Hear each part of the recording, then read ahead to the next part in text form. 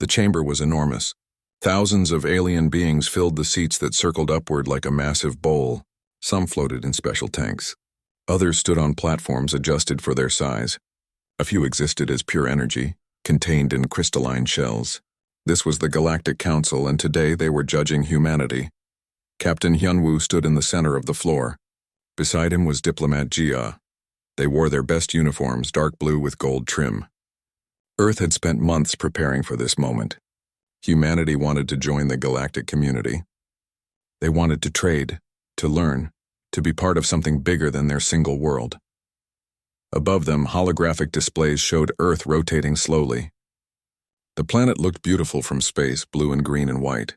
But the data scrolling beside it told a different story. Temperature extremes, violent weather patterns, tectonic instability, disease prevalence, predator density. The classification blinked in red letters at the top.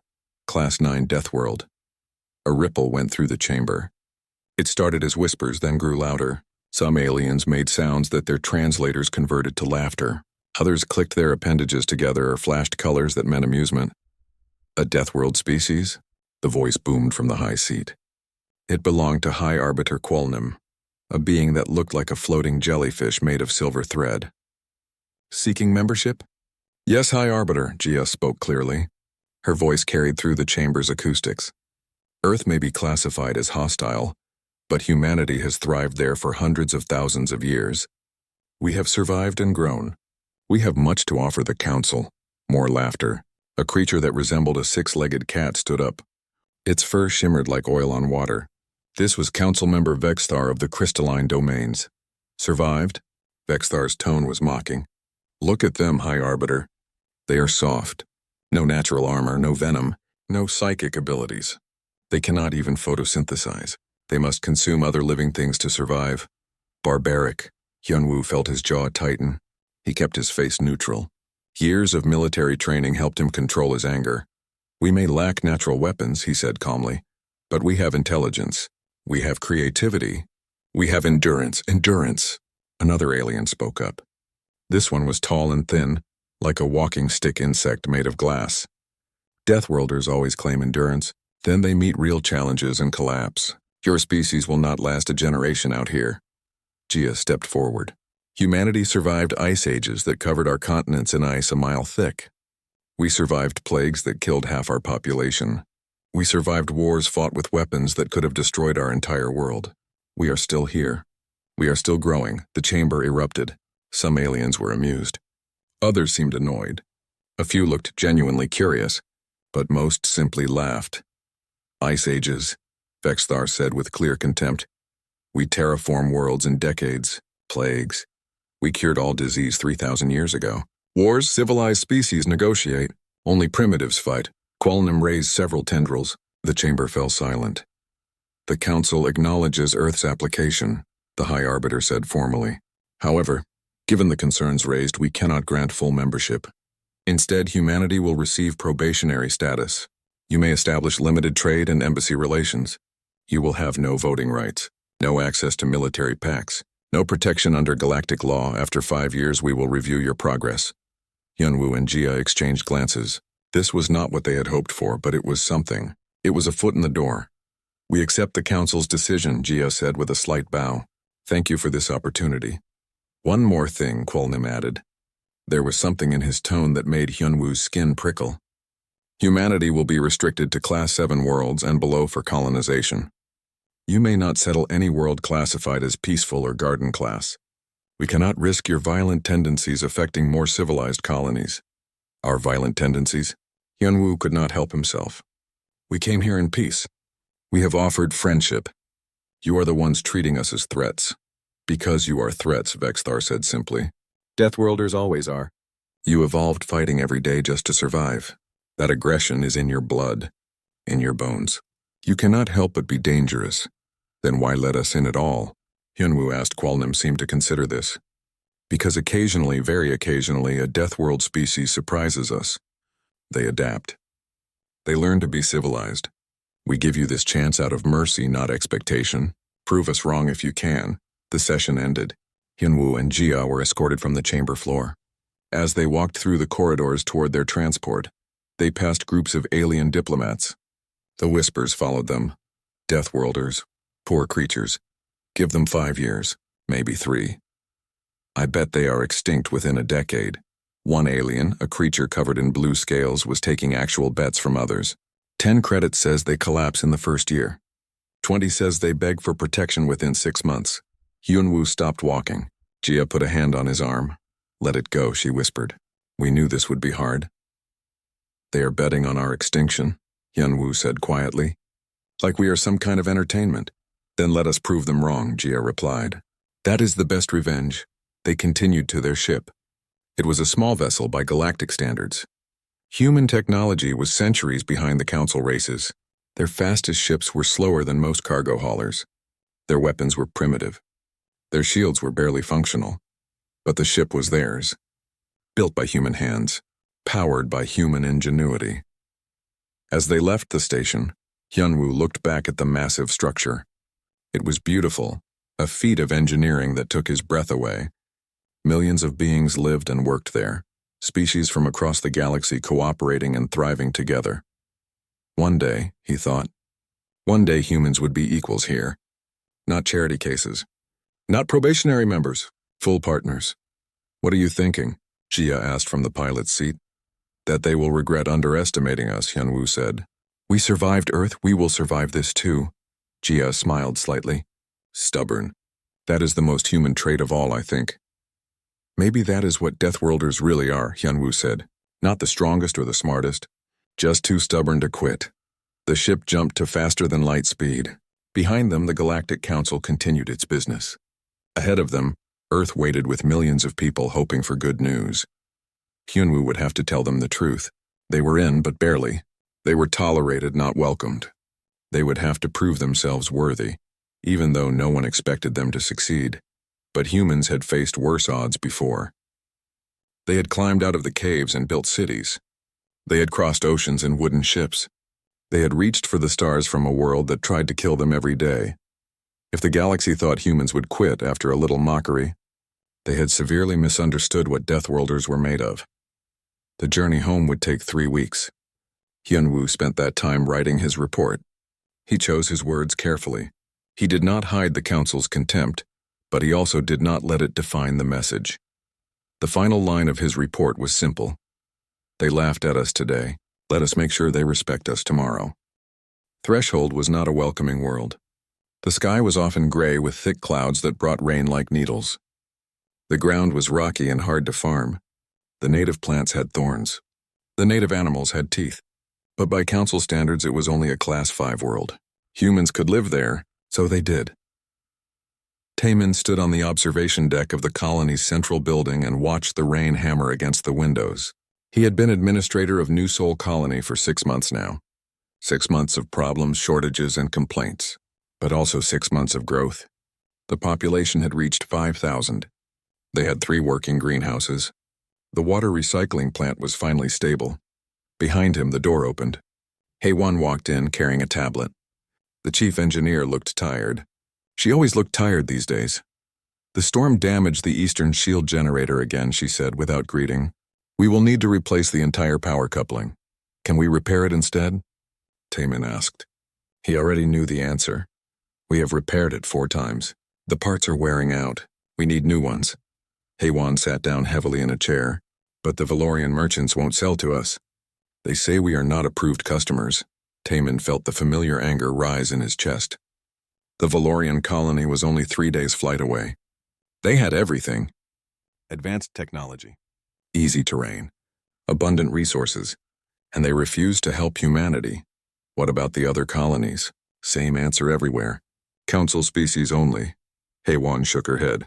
We are probationary members. That means we have the privilege of being in the galactic community, but none of the benefits. The door opened again. This time it was Young-soo, the security chief. He was a former soldier, like many of the security team. His face was grim. We have another problem, Young-soo said. A Valorian patrol ship stopped our mining crew in the asteroid field. Said the field is reserved for civilized species. They threaten to destroy our ships if they return. They cannot do that, Taemin said. That field is in neutral space. The Council Charter clearly states, The council does not enforce rules for probationary members, Young-Soo interrupted. I checked. We can file a complaint, but it will take months to process. By then, we will be out of processed metals. Taemin closed his eyes. Every day brought new challenges. Every day they had to work twice as hard as the alien colonies just to survive. And every day the galaxy reminded them that they were second-class citizens. What do we have that we can use for the power coupling? He asked Haewon. She thought for a moment. We have the spare parts from the old landing craft. If I can adapt them, maybe I can build something that works. Will it be safe? Haewon shrugged. As safe as anything else we build here. We are making everything work with parts that were never designed to work together. But yes, I can make it safe enough. Do it, Taemin decided. And Young-Soo, tell the mining crew to find a different asteroid field. One further out. It will take longer to reach, but we cannot afford a confrontation right now. Young-Soo nodded and left. Haewon stood up to follow him. Haewon, Taemin called. She turned back. Can we actually survive like this? Making do with scraps? Being blocked from resources? The engineer looked at him for a long moment. My grandfather lived through the water wars on Earth. He used to tell me that humans do not survive because they have everything they need. They survive because they refuse to quit when they have nothing. Yes, Administrator, we can survive like this. The question is whether we want to just survive or actually thrive. She left. Taemin turned back to the window. The rain was letting up. Through the clouds, he could see the lights of the colony. 5,000 people who had traveled light years to build a new home. They had left everything behind for the dream of walking among the stars. He would not let them down. 3 weeks passed. Haewon finished the new shield generator. It looked strange. A mix of human and salvaged alien technology held together with welds and determination. But when she powered it on, it worked. Actually, it worked better than the original. How did you do this? Taemin asked, staring at the efficiency readings. I changed the power flow pattern, Haewon explained. The alien design is elegant but wasteful. I used Earth engineering principles. It is not pretty, but it is effective. Young-Soo was there too, examining the generator with interest. Could you do this for other systems? Maybe, Haewon said, but I would need time and resources. Take the time, Taemin decided. If we cannot buy alien technology, we will build our own. That decision changed everything. Over the next 3 months, Haewon and her engineering team rebuilt and improved system after system. The water recyclers became 30% more efficient. The greenhouses grew 20% more food. The defensive shields became stronger. Other human colonies heard about New Sol's improvements. They sent their own engineers to learn. Soon human colonies across the frontier were sharing designs and ideas. What they lacked in advanced technology, they made up for with innovation and stubbornness. The Valorian colony noticed. Their administrators sent a message demanding to know how humans were achieving such results with primitive technology. Taemin sent back a simple reply. We are Deathworlders. We adapt. Then came the distress signal. Taemin was in a meeting when the communications officer burst in. Sir, we are receiving an emergency broadcast from the Valorian colony. They are under attack. Everyone ran to the control room. The message was repeating automatically. This is Valorian Colony Primus. We are under attack by unknown hostiles. Request immediate assistance. Please, anyone. We need help. The communications officer looked at Taemin. What do we do? Young-Soo was already pulling up tactical displays. They are 3 days away at maximum speed. By the time we arrive, it might be over. They refused to trade with us, one of the staff members said. They called us savages. Why should we help them? Taemin thought about that. He thought about every insult, every refusal, every time the Valorians had looked down on humanity. Then he thought about 5,000 colonists looking at him every day, trusting him to lead them well. Because we are not them. Taemin said finally, because when someone needs help, you help them. That is what humans do. Young-Soo, gather your security team. Get every person who has combat training. We are going. We don't have weapons, Young-Soo said. We don't have warships. Then we will use what we have, improvise, adapt, survive. Taemin looked around the room. Prepare 3 transport ships. Pack whatever we can use as weapons. We leave in 2 hours. The staff scattered to their tasks. Haewon stayed behind. You know this might not end well, she said quietly. We don't know what they are facing. We are not soldiers. No, Taemin agreed. But we are Deathworlders. And maybe it is time the galaxy learned what that really means. The Valorian colony was burning. From orbit, Young-Soo could see the fires scattered across the settlement. The defensive shields were down. Buildings had been ripped open. And everywhere there were creatures. They looked like insects, but wrong. Too big, the size of ground vehicles. They had too many legs, too many mouths. They moved in swarms, tearing through structures and pulling out Valorian civilians. The creatures were fast and coordinated, working together like parts of a single organism. "What are we looking at?" Taemin asked from the command seat of the transport ship. "Kravik," Young-Soo said, reading the database entry that finally appeared. "Hive mind species. Incredibly aggressive. They consume biomass and use it to breed more soldiers. The database says they have been dormant for 3 centuries. He looked up. Until now, below another building collapsed. The screams came through on the open emergency channel. "How many people do we have?" Taemin asked. Young-Soo did a quick count. 47. 23 with actual military experience. The rest are volunteers. We have mining tools, construction equipment, and 15 actual weapons. Against thousands of those things. Yes. Taemin looked at the faces around him. These were farmers, engineers, miners. People who had come to the stars looking for a better life, not a war. But they had all volunteered to come. They had all said yes when he asked for help. "We cannot save everyone," Taemin said quietly, "but we can save some." "Young-Soo, what is your plan?" Young-Soo pulled up a map of the colony. "The Valorians have retreated to their central administrative building here. It has reinforced walls and some remaining power. If we can get the civilians out into the spaceport, we might evacuate maybe 3,000 before the Kravik overwhelm us." 3,000 out of how many? 10,000 lived here. The silence was heavy. Taemin closed his eyes for a moment. Then he opened them and nodded. 3,000 is better than 0. Do it. The transport ships dropped down through the atmosphere fast and hard. The Kravik noticed immediately. Some of the creatures broke off from the main swarm and moved toward the landing zone. Young-Soo watched them come. There were hundreds, everyone out. "Move, move, move," he shouted as the ship touched down. The humans poured out. Bora was first, carrying a plasma cutter modified to work as a weapon. She took up position at the top of the loading ramp and started firing. The first Kravik that reached her was cut in half by the superheated plasma. The second lost 3 legs. The third got close enough to bite at her leg armor before she killed it. "Keep them back," Young-Soo ordered. "Give the civilians time to board." The Valorians were running from their building now. A panicked crowd of several thousand aliens. They looked so fragile, Young-Soo thought. Thin and graceful, with large eyes that showed mostly white with terror. They had never evolved to fight. Their world had been peaceful. They had no instincts for war. Humans did. Kyung-ho, the medic, was pulling wounded Valorians onto the ships while simultaneously returning fire with his sidearm. A Kravik soldier leaped at him. He dropped the Valorian he was carrying, drew a knife and stabbed the creature 3 times in its cluster of eyes before it stopped moving. Then he calmly picked up the Valorian again and continued loading. "Young-Soo, we have a problem," Bora shouted. She was still at her position, but now she was bleeding from a dozen cuts. Her armor was cracked. She had been fighting for 8 minutes straight.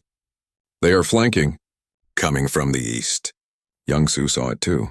A new wave of Kravik, at least 200 moving to cut off the escape route. If they reached the ships, everyone would die. "I need 10 volunteers," he shouted. "We hold that intersection. By time for the evacuation." 11 people stepped forward.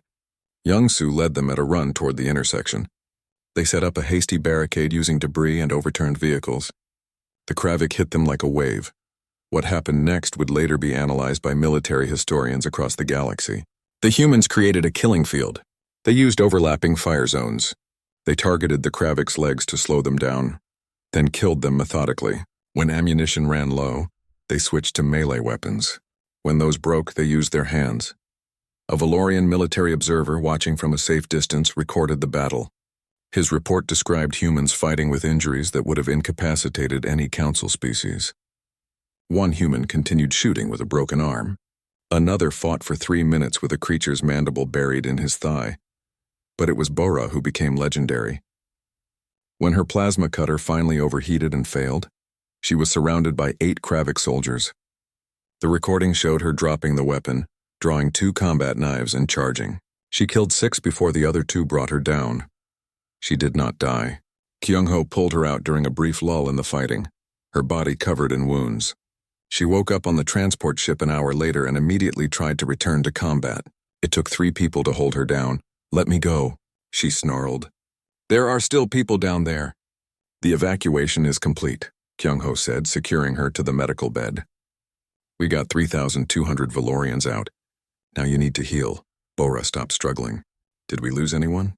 7 dead. 19 wounded. "You are the worst," she laughed, which turned into a cough. "Worth it." Kyung-ho looked at her for a long moment. "You are crazy." "You know that?" "Maybe," Bora said.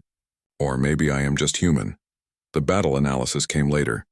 The humans had held their position for 47 minutes against overwhelming odds. They had killed approximately 800 Kravik soldiers while losing 7 of their own.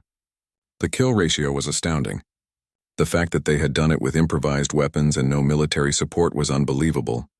But more than the numbers, it was the behavior that shocked the Valorians.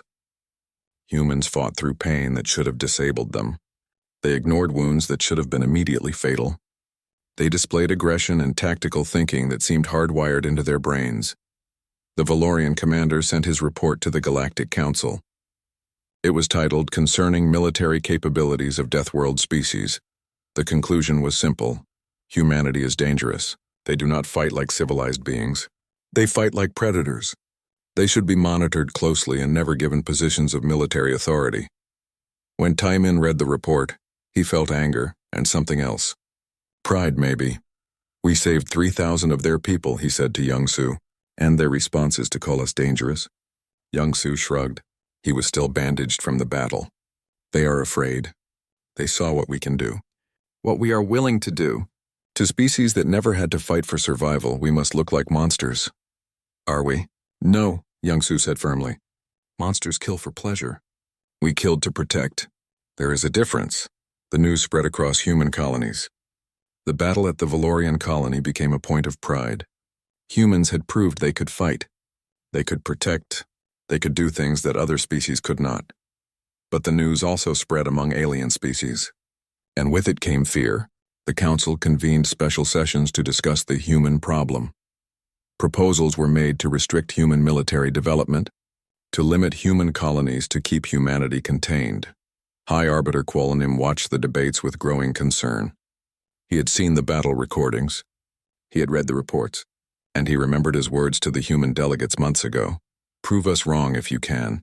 Humanity was proving them wrong, but not in the way Qualinim had hoped. They were proving that Deathworlders were exactly as dangerous as feared. The question now was whether the galaxy could coexist with a species that refused to follow the rules of civilized warfare. In the end, the council took no action. They could not agree on what to do. So they did nothing and hoped the problem would resolve itself. It would not. The Kravik came again, and again, and again. 3 months after the attack on the Valorian colony, the pattern became clear. The Kravik were not a small raiding force. They were an invasion. A swarm that had been dormant for centuries, now awake and hungry. Captain Insu stood in the operations center on Earth, watching red icons spread across the star map. Each icon was a world under attack. Each icon represented millions of lives at risk. 27 colonies have fallen, his aide reported. 6 more are under siege. Council forces are retreating across 3 sectors. Retreating, Insu repeated.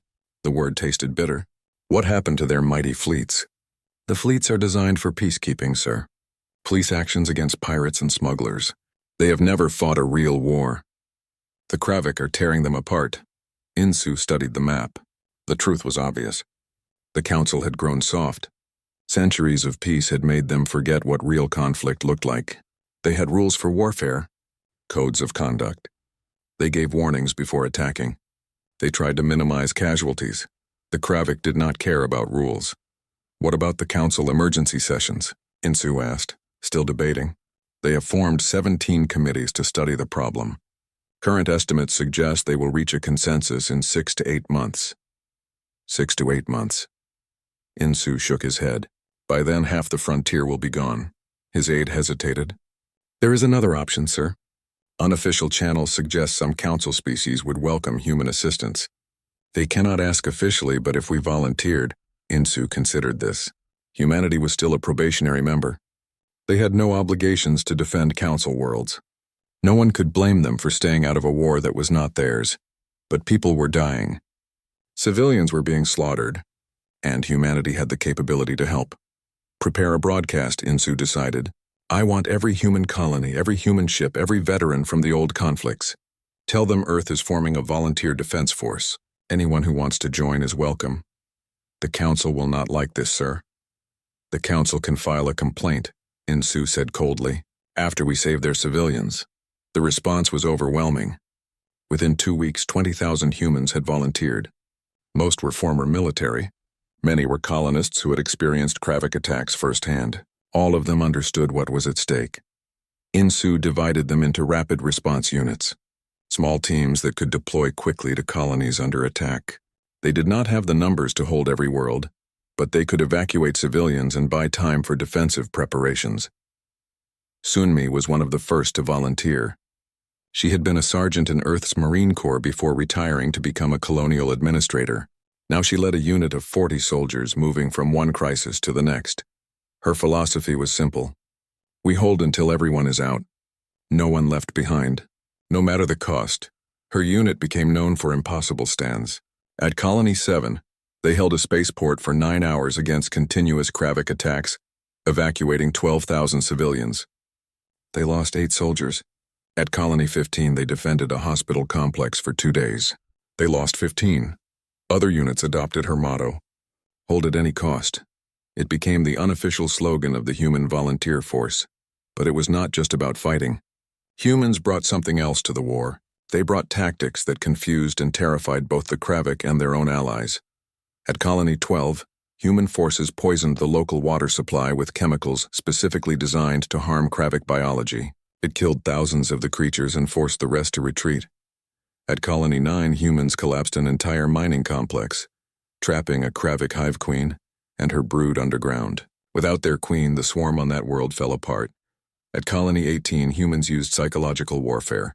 They broadcast sounds at frequencies that disrupted Kravik communication.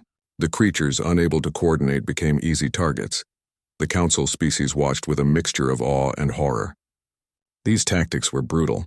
Effective, yes, but brutal. No Council species would have thought to poison water supplies or intentionally cause ecological damage. They fight without honor, complained a Valorian military commander during a joint briefing.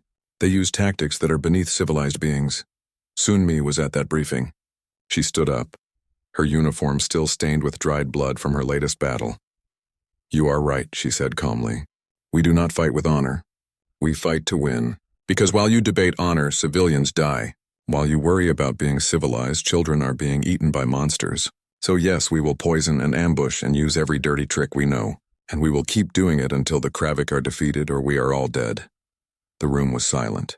The Valorian commander looked away, but despite human efforts, the Kravik kept coming. For every hive they destroyed, 2 more appeared. For every colony they saved, 3 more fell. The swarm was massive, far larger than anyone had estimated. On Earth, Insu reviewed casualty reports. 5,000 human volunteers were dead. Another 8,000 were wounded. The numbers grew every day. Should we pull back? His aide asked quietly. We have lost more soldiers in 3 months than we lost in the entire Mars rebellion. Insu looked at the star map. At the red icons multiplying. At the desperate distress calls still coming in. We pull back, he said slowly. And those people die. All of them. The Council cannot stop the Kravik. They do not have the will. So we hold, we fight, we buy time. Time for what, sir? For the Council to wake up. For them to realize this war cannot be won with committees and rules. For them to learn what humanity already knows. What is that, sir? Insu turned to face his aide. That sometimes survival requires sacrifice.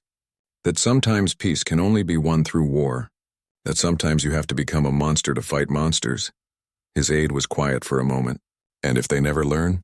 Then humanity will carry that burden alone, Insu said. Because that is what Deathworlders do. We endure what others cannot. We survive what others will not. And we protect those who are too weak to protect themselves even if they hate us for it. The war continued. Human forces fought on dozens of worlds. They died in numbers that shocked the galaxy.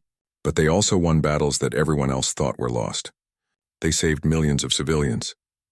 They showed the Council species that the Kravik could be beaten, And slowly, very slowly, other species began to adapt. They watched human tactics. They learned human strategies. They began to fight back instead of just retreating. But the real turning point was still to come. A battle that would either save the Council or doom them all. A fortress world named Apex 7. And a decision that would cost thousands of human lives. Sunmi received her orders 3 weeks before the battle. Her unit was being redeployed to Apex 7. When she saw the strategic analysis, she understood immediately. This is a last stand, she told her soldiers. We hold here or we lose everything. The core worlds, billions of civilians, everything the Council has built for thousands of years. It all depends on Apex 7. One of her soldiers raised his hand. What are our chances? Sunmi looked at the numbers, at the size of the Kravik force heading toward Apex 7, at the defensive capabilities of the Council fleet. Honestly, not good. We are outnumbered 10-1, maybe more. Then why are we going? Sunmi smiled grimly. Because somebody has to. And because we are too stupid to know when we are beaten. Pack your gear. We deploy in 6 hours. The transport ships jumped to faster than light speed. Behind them, Earth continued its preparations. Ahead of them, Apex 7 waited. The battle that would change everything was about to begin. Apex 7 was not beautiful. It was a fortress world built for one purpose, to be the last line of defense before the core worlds. The planet was covered in military installations, defensive batteries, and shield generators. 200 Council warships orbited above it. 50,000 Council troops manned the ground defenses.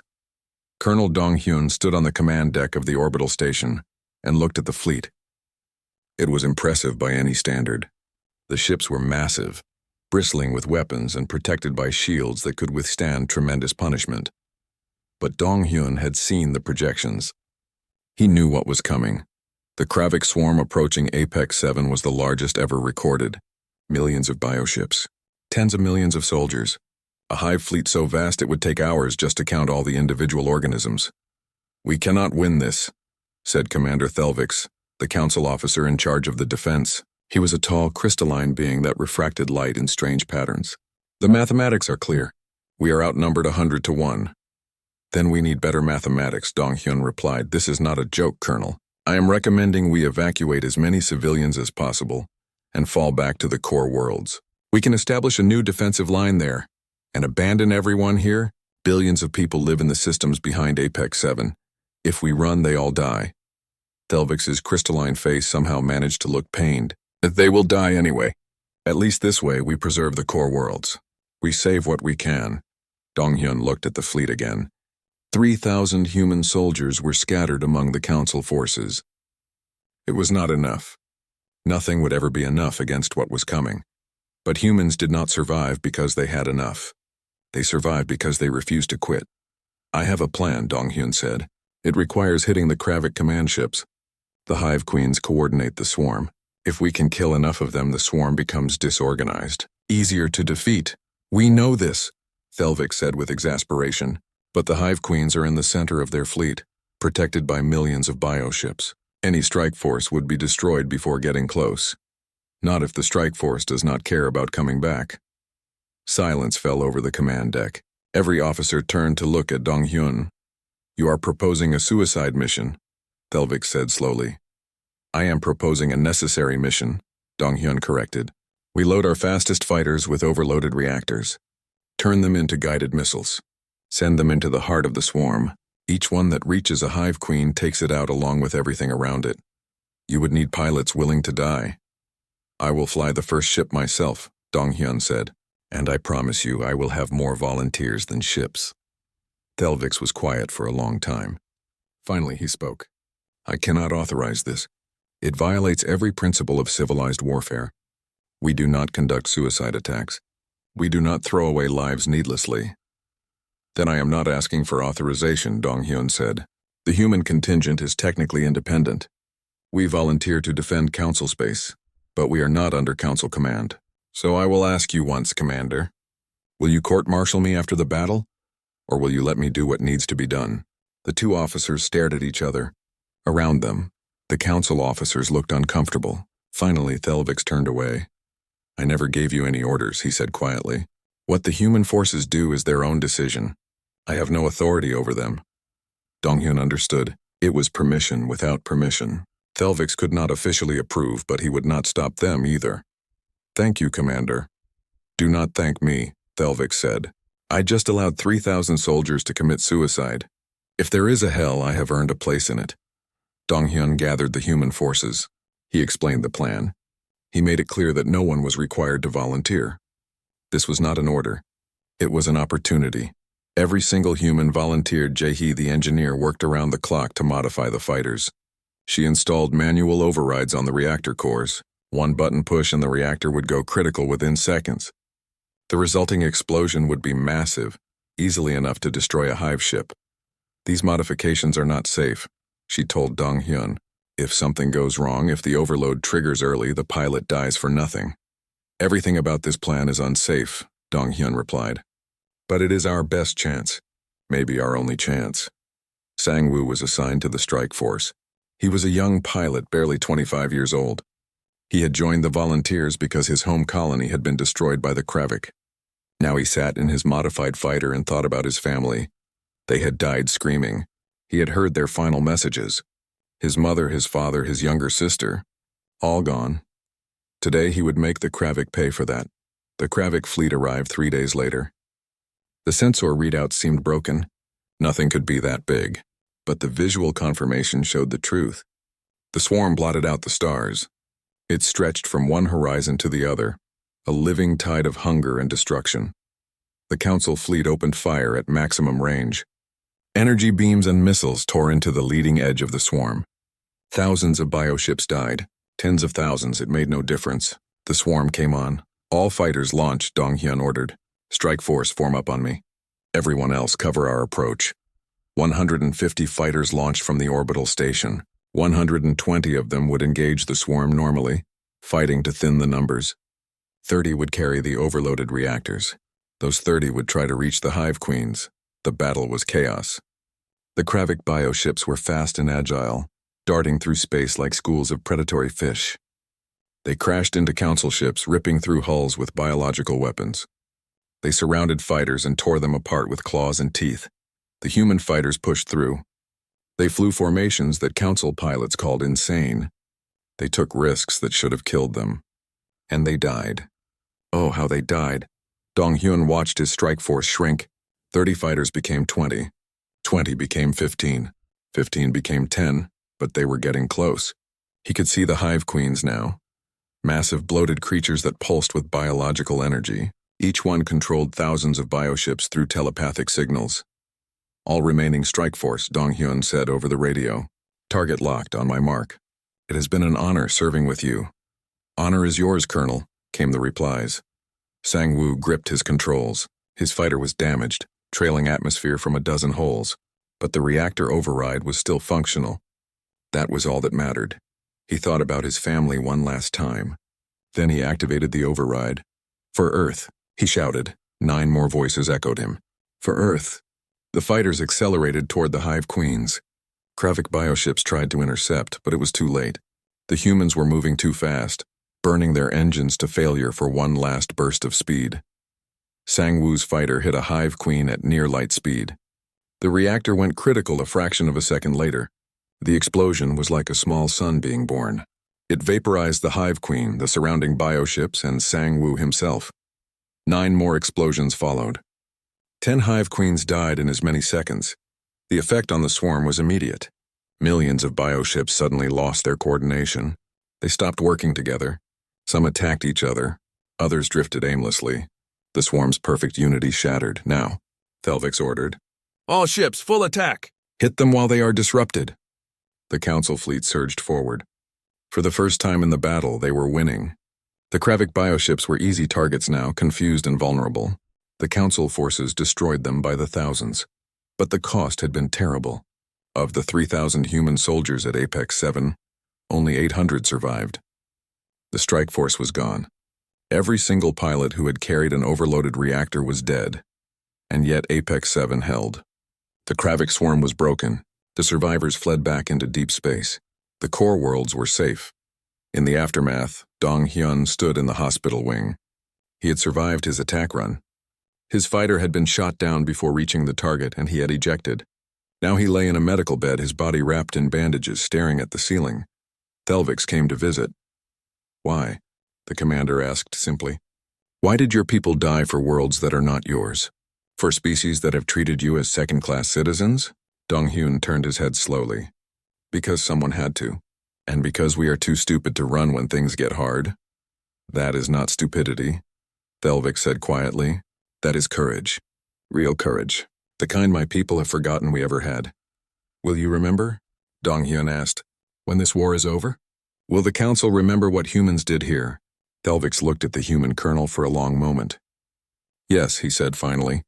We will remember. The galaxy will remember. Deathworlders saved us all. That truth cannot be denied or ignored. Dong-Hyun closed his eyes. Good, because we paid a hell of a price for that memory. The memorial on Apex 7 was simple. A black stone wall with names carved into it. 2,300 names. Every human who had died defending the fortress world. At the top, in large letters, were simple words. They held when others could not. They sacrificed when others would not. They were Deathworlders. Diplomat Gia stood before the memorial 4 months after the battle. She had come to Apex 7 as part of a political delegation. The galaxy was changing and humanity's place in it was being decided. It is a powerful memorial, said a voice behind her. She turned to see High Arbiter Qualnim floating there. The silver jellyfish being seemed smaller somehow, less imposing than he had in the council chambers. It is inadequate, Gia replied. Words on stone cannot capture what they did. What they sacrificed. No, Qualnim agreed. But it is what we have. It is how we remember. They stood in silence for a moment. Then Gia spoke.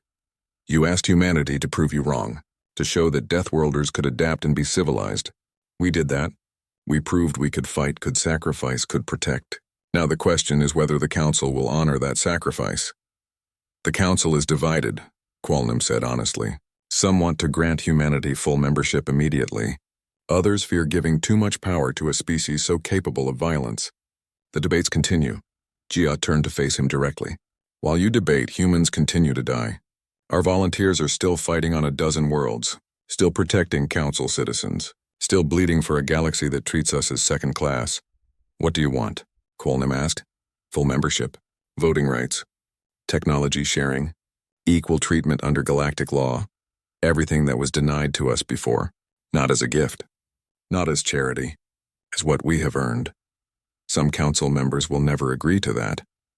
Then they can explain why to the families of the soldiers who died here, Gia said coldly. They can explain why human lives are worth less than alien pride. Qualnim was quiet for a long time. There will be a vote in 2 weeks. I will support your petition for full membership, but I cannot guarantee the outcome. We will take that chance, Gia said. It is more than we had before. The news of the upcoming vote spread quickly. On Earth, Admiral Hyun-woo received the notification. He had been promoted twice since the war began. Now he commanded the entire Earth Defense Force. He called a meeting of his senior officers. They gathered in the Operations Center, the same room where Captain In-soo had first volunteered human forces months ago. In-soo was there too, now a general. The council will vote on our membership, Hyun-woo announced. We need to decide our response if they reject us. We should demand full membership, one officer argued. We have earned it. We have the military power to force the issue if necessary. Are you suggesting we threaten the council? Another officer asked. I am suggesting we remind them that respect is a two-way street. Hyun-woo raised his hand for silence. We will not threaten. We will not force. If the council rejects our petition, we will accept their decision. Accept it? Several officers said at once. Accept it with dignity, Hyun-woo clarified. And then we will make our own path. If the council does not want us as equals, we will thrive without them. Human colonies will trade with each other. We will share technology among ourselves. We will build our own civilization, separate but parallel to the council. In-soo nodded slowly. And when the next threat comes, when the council needs help again? We will help, Hyun-woo said. Because that is what we do. But we will help as allies, not as subordinates. On our terms, not theirs. The vote approached. On Sanctum Prime, the council chambers filled with representatives from every member species. The gallery was packed with observers. This vote would shape galactic politics for generations. Vexthar spoke first, his shimmering fur catching the light. I oppose full membership for humanity. They are too violent, too unpredictable. Yes, they helped us against the Kravik, but at what cost? They used tactics that violated every principle of civilized warfare. They sacrificed their own people with a casualness that horrifies me. What happens when humanity decides we are the enemy? Can we risk giving them equal power? Other voices joined him. Species that had never faced hardship, that had evolved on peaceful worlds, looked at humanity with fear and suspicion. But other voices spoke too. Thelvik stood and told the story of Apex 7, of human courage, of sacrifice that saved billions. Other military commanders shared similar stories, and then the Valorian representative spoke. This was unexpected. The Valorians had been among humanity's harshest critics. 3,000 of my people are alive because humans came when we called for help, the representative said. They had no obligation to help us. We had refused to trade with them. We had called them savages. But they came anyway. They fought for us. They died for us. Whatever else humans may be, they are honorable. I vote for full membership. The debate lasted hours. Finally, Qualnam called for the vote. The results appeared on the main display. 268 in favor, 67 against, 43 abstaining. Humanity had won. Gia stood in the council chambers as the result was announced.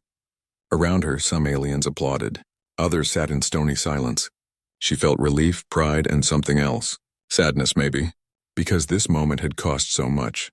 She thought about the memorial on Apex 7, about the names carved in stone, about Sang-Woo and all the others who would never see this day. We did it, she whispered. We proved them wrong. But even in victory, things were not perfect. Full membership came with conditions. Humanity would have voting rights, but with restrictions for the first 10 years. Technology sharing would happen gradually. Human military forces would be integrated into council defenses slowly. It was not everything humanity had fought for. But it was enough. It was a beginning. Misun, the young officer who had argued for accepting lesser roles months ago, had changed her mind. She attended the ceremony where Earth's full membership was formally recognized. Afterward, she approached Admiral Hyunwoo. I was wrong, sir, she said. We should not have accepted anything less than equality. Hyunwoo smiled. You were not wrong. You were pragmatic. But circumstances changed. We proved our worth in ways that could not be ignored. Now we reap the benefits of that sacrifice. At such a terrible cost, Misun said quietly. Yes, Hyunwoo agreed. War always costs too much. But remember those who paid that price. Remember why they fought, not for glory or recognition, but because it was right. That is what makes us human. That is what makes us Deathworlders. The integration process began. Human tactics were studied and adapted by council military academies. Human engineers shared innovations with alien scientists. Trade agreements were signed. Cultural exchanges were established. On Threshold, Taemin's colony flourished. The Valorian merchants who had once refused to trade now came seeking deals. The colony that had barely survived became a major hub. The people who had been called savages became respected partners. Bora recovered from her wounds. She was offered a position training council rapid response units. She accepted, and her students learned what it meant to hold the line, to fight when victory seemed impossible, to never give up. Haewon's engineering innovations spread across the galaxy. Her modifications to shield technology, power systems, and life support became standard designs. Alien engineers studied her work and marveled at the creative solutions born from necessity. The galaxy was changing. The barriers between species were coming down. And at the center of that change was humanity, the Deathworld species that had earned respect through blood and sacrifice. But even as they celebrated, humanity remained vigilant. The Kravik had been defeated, but the universe was vast. Other threats existed. Other challenges waited, and humans would be ready. Because that was what they did. That was what Deathworlders were made for.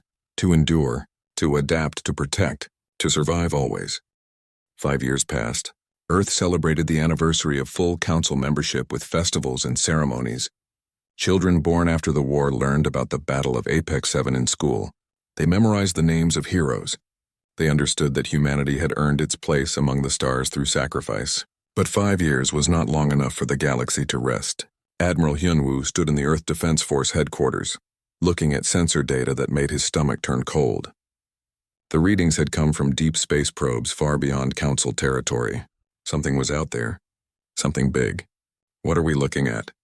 He asked the sensor technician. We call them the Vorath Collective, sir. Best we can tell, they are a machine intelligence. Ancient, powerful, and they are moving toward council space. Hyunwoo studied the projections. The Vorath fleet was enormous, easily 10 times the size of the Kravik swarm.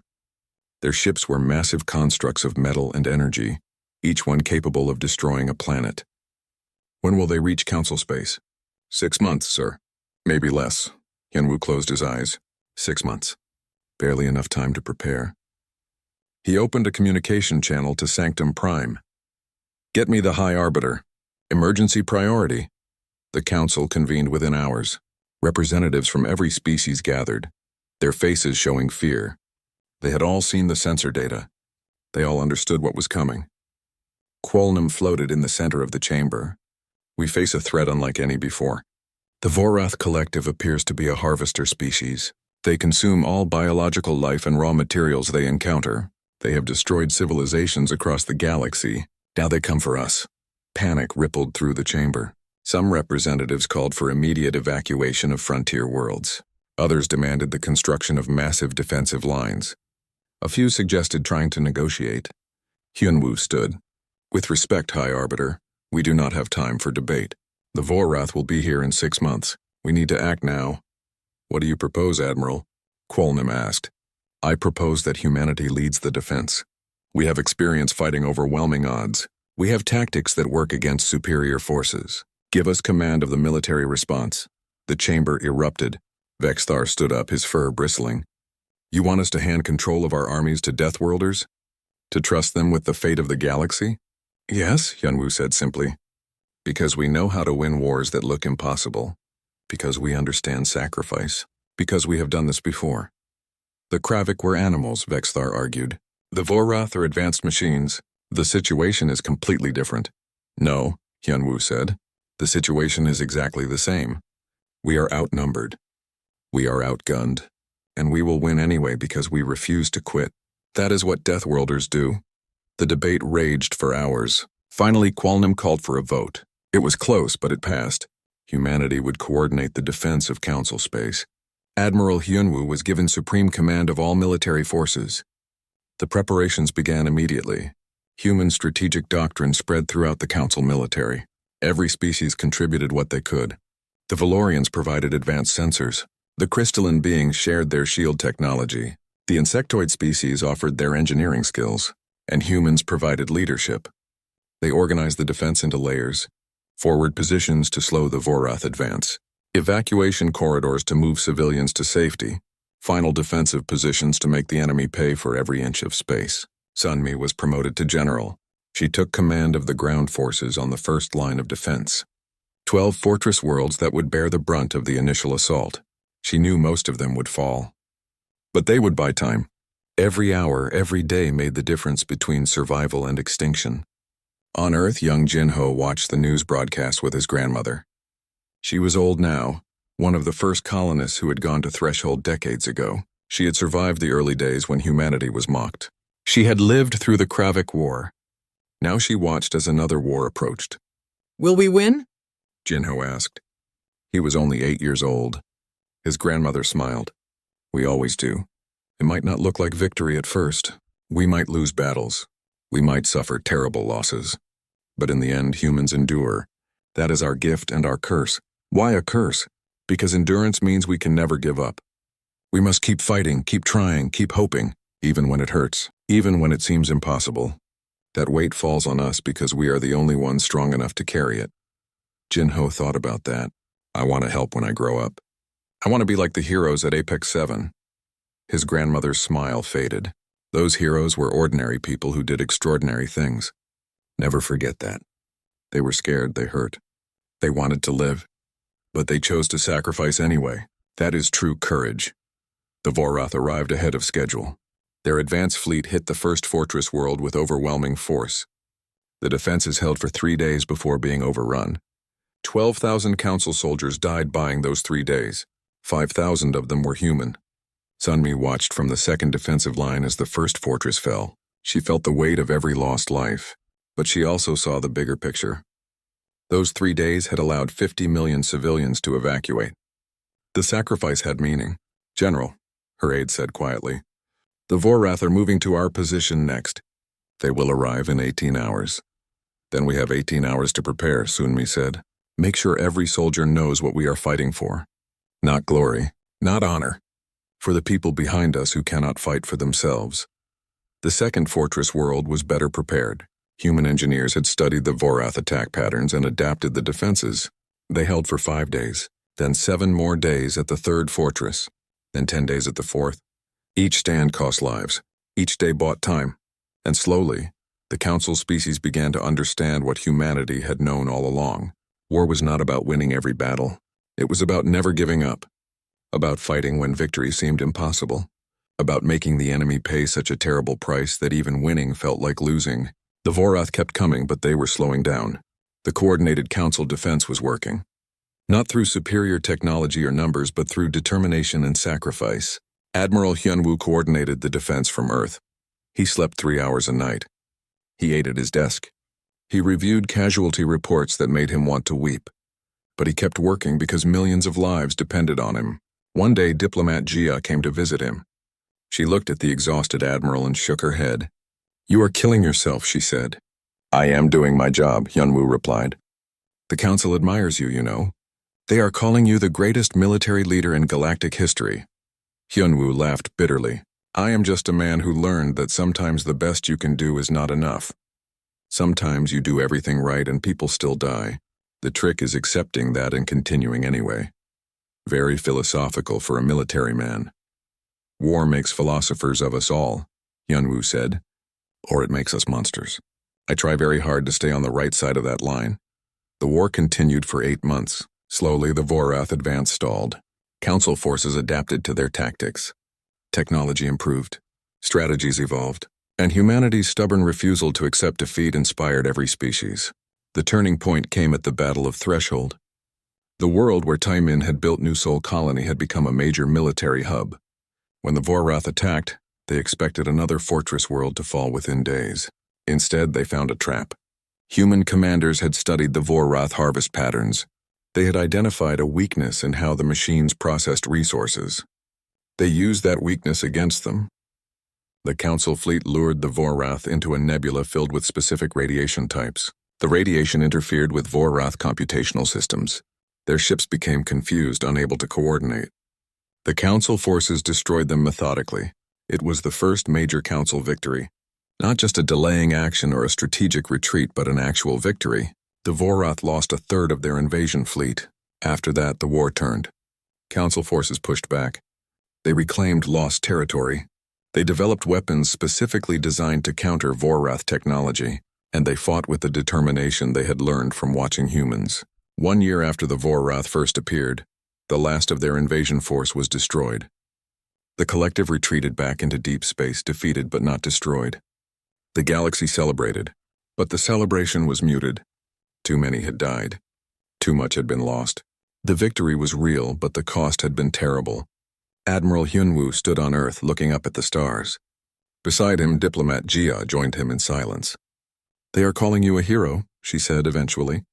I am not a hero, Hyunwoo replied. I just did what needed to be done. The real heroes are buried on a dozen worlds. The Council wants to honor you, give you medals, titles, land. Whatever you want, Hyunwoo shook his head. I do not want any of that. I just want people to remember. Remember what it cost. Remember that peace is not free. Remember that sometimes good people have to do terrible things to protect what matters. Jia nodded. They will remember. How could they forget? In the years that followed, humanity's place in the galaxy was secure. No one questioned their membership.